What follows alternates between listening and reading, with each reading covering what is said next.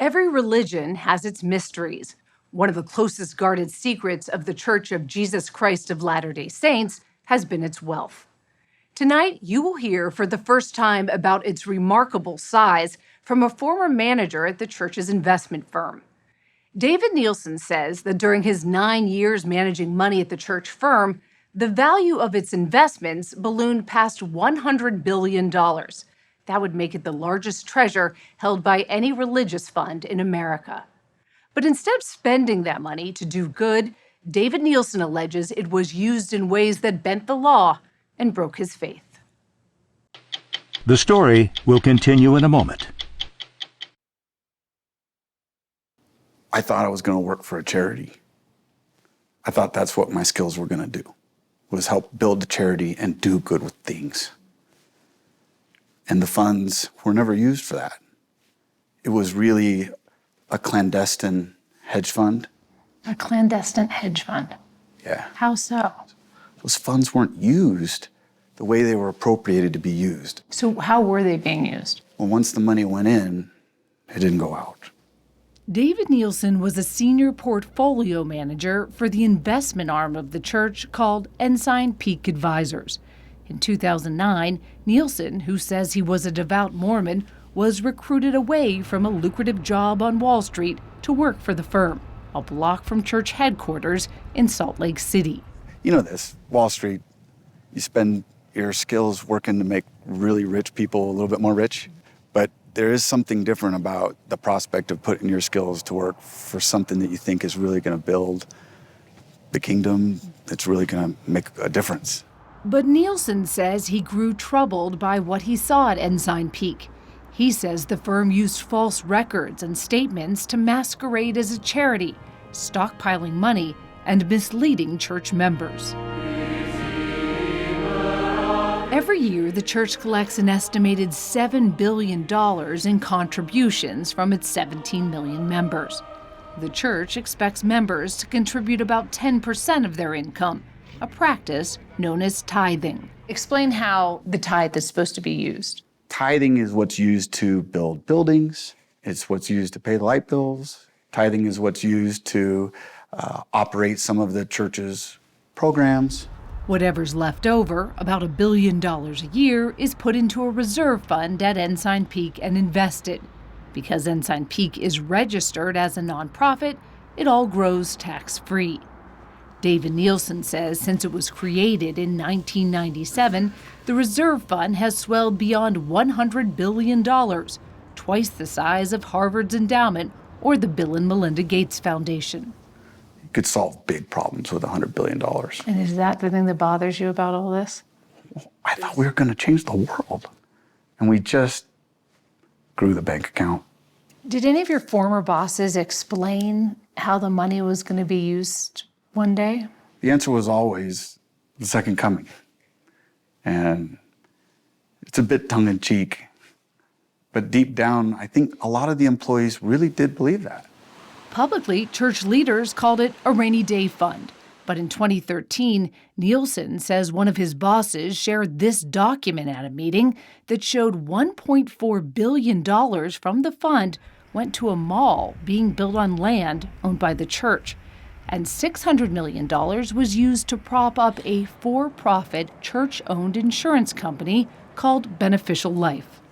Look, I'm not an expert on charities, but I've been around the block enough to know that charitable organizations can't bail out for-profit businesses and maintain their charitable status. And so when they gave this money to bail out a for-profit venture, what was your reaction? What are we doing? Like, how is this okay? David Nielsen says he hit his breaking point in 2018 after a website called Mormon Leaks linked church members to companies that existed only on paper.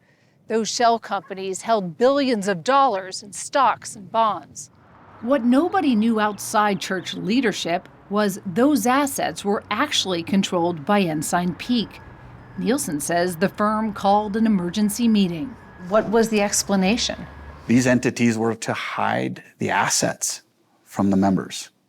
The chief investment officer said that if we were to change and start reporting these securities in our own name, it would bring undue attention to the firm. And that attention would be potentially damaging. And after the meeting, I went and confronted him. What do you mean, potentially damaging? And he said, Dave, we're going to lose our tax-exempt status. I knew in that moment that I was in the wrong place. He resigned in 2019 and filed a 74-page whistleblower complaint with the Internal Revenue Service, alleging that Ensign Peak violated its tax-exempt status by moving money to for-profit businesses. It's not just incorrect, it's flat out wrong.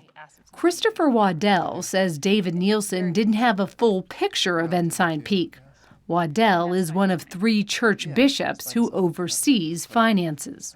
As a Christian church, we believe that someday Jesus Christ will return, but that's not why we have those resources. It's for the continuing operation and for the future. David Nielsen alleged that Ensign Peak violated its tax-exempt status by directing money to church businesses. How would you characterize how that money was used? The church actually owned Beneficial Life, and fortunately, the church had the resources to bail out Beneficial Life during the financial crisis, 2008, 2009. In the mall? The mall was not a bailout. The mall was an investment. And you are receiving returns on that absolutely. investment? Yeah, it was an investment. Waddell says the insurance company has paid back most of the bailout money, but the church would not disclose the details of that deal or the mall investment. Unlike other nonprofits, religious organizations don't have to fully disclose all financial information to the IRS. What is the value right now of Ensign Peak's assets? Yeah, that's something I can't share with you right now. I know there've been reports on approximates and that kind of thing, and that's as far as we can go right now. It's been estimated at $150 billion. Does that sound correct? That's an estimate that some have made. Are we in the ballpark or no? We have significant resources. Give us a sense of what percentage is going out the door of the money under management. To be honest, we've never looked at it as a percentage. We looked at it based on needs to make sure that we're comfortable with how many years' worth we have in case of financial difficulties, in case of financial crisis, to make sure that we can continue church operations. We just want to make sure that is sufficient. David Nielsen says he did not intend for his complaint to the IRS to become public, but in 2019, his brother shared it with the Washington Post. Nielsen, who in his free time races motorcycles, says he was shunned by some of his friends and neighbors in Salt Lake City. It wasn't until 2021, 2 years later, that David Nielsen heard from investigators, not from the IRS, but the Securities and Exchange Commission, which launched its own probe into Ensign Peak after that website story linked the church to shell companies. What information did you give to the SEC? Everything. I helped them see the big picture. To protect market fairness and transparency, any firm with more than $100 million in securities must file accurate reports on its holdings with the SEC. But in February, the SEC announced the Church of Latter-day Saints and Ensign Peak failed to do that. SEC investigators found the church went to great lengths to hide $32 billion in securities over nearly 20 years. It created 13 shell companies that were assigned a local phone number that would go directly to voicemail in case regulators checked in.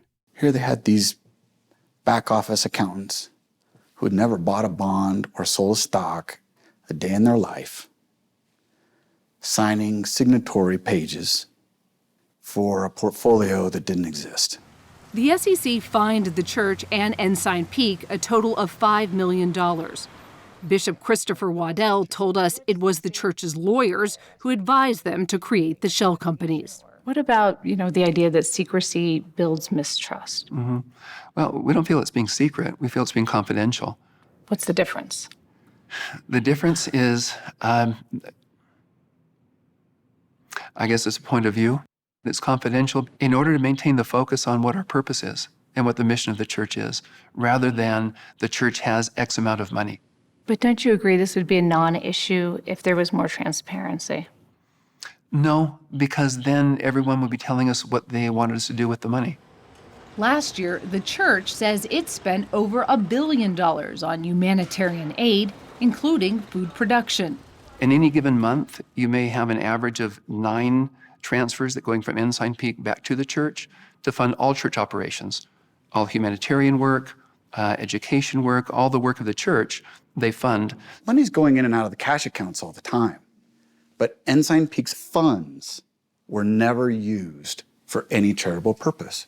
It's to my knowledge, the whole time I was there. So there's a bit of a distinction here that's important. Explain that to me. Well, it's the difference between your checking account and maybe your retirement account. They're used for different purposes, and you don't get to pretend that one is affecting the other.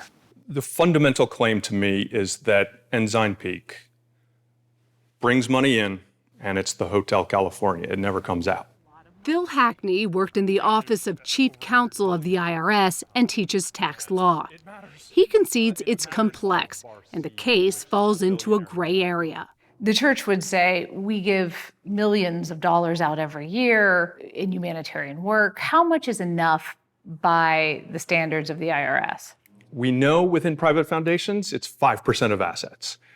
There's no clarity when it comes to public charities, and certainly not with churches. But I would expect to see something like 2-3% of assets being spent out to justify that status. But how do you know if they're spending 2 or 3% of assets if we don't know what the assets are? We have to rely on them behaving well. They said they bailed out this insurance company. That's the words they used. Is that a problem?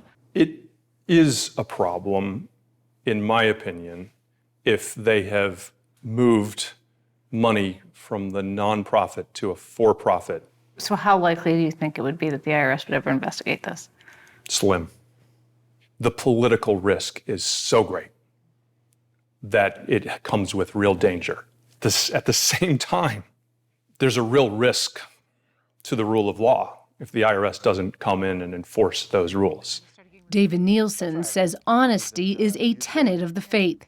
He wants Ensign Peak Advisors to pay the taxes he says it owes on the $100 billion fortune built from tithing. If the IRS decides Nielsen is right, he could be rewarded with up to 30% of what's collected.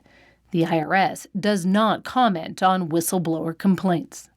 Why are you speaking now? It's time, Sharyn. We gave the IRS and the SEC all the professional courtesy. This is just too important to fall through the cracks. It's possible that you were dead wrong. No. I know what I saw. I know what I know.